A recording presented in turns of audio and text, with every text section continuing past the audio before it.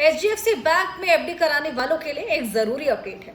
अगर आपने या आपके घर में किसी ने हाल ही में फिक्स डिपॉजिट करवाने की सोची है तो अब ब्याज दर पहले जितनी नहीं मिलने वाली। एचडीएफसी बैंक ने अब भी एफडी की ब्याज दरों में कटौती कर दी है और ये बदलाव आज से ही लागू हो गया है।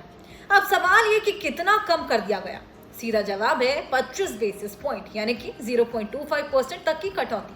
लेकिन ये कटौती सिर्फ उन एफडी पर लागू हो रही है जो 3 करोड़ से कम की है।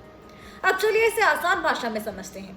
अगर पहले आपको किसी खास अवधि पर 7.25% ब्याज मिल रहा था तो अब वही एफडी कराने पर आपको 7% ब्याज मिलेगा।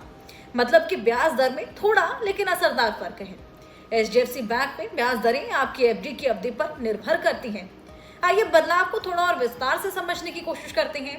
15 महीने से लेकर 18 महीने तक की एफडी पहले ब्याज मिल रहा था 7.25%, अब मिलेगा 7%। वहीं 18 महीने से 21 महीने की एफडी पर पहले मिल रहा था 7.25, अब मिलेगा 7%। बाकी सभी अवधियों में बैंक ने कोई बदलाव नहीं किया, यानी कि सिर्फ इन्हीं 2 खास टेन्योर की एफडी में कटौती की है।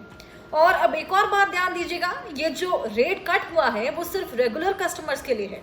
सीनियर सिटीजन को अभी भी बाकी योजनाओं में कुछ एक्स्ट्रा ब्याज मिलता है, जैसे पहले भी मिलता था। अब बात करते हैं इसका असर आखिर क्या कुछ होगा। अगर आप रिटायरमेंट के लिए या फिर किसी बड़े खर्च के लिए एफडी करा रहे हैं और उम्मीद कर रहे हैं कि मोटा ब्याज मिलेगा, तो अब आपको थोड़ा कम मुनाफा होगा। और लोग अब छोटी अवधि की जगह या फिर लॉन्ग टर्म प्लानिंग करें या फिर किसी और बैंक की दरें देखें जहां पर ब्याज थोड़ा और ज़्यादा मिल रहा हो।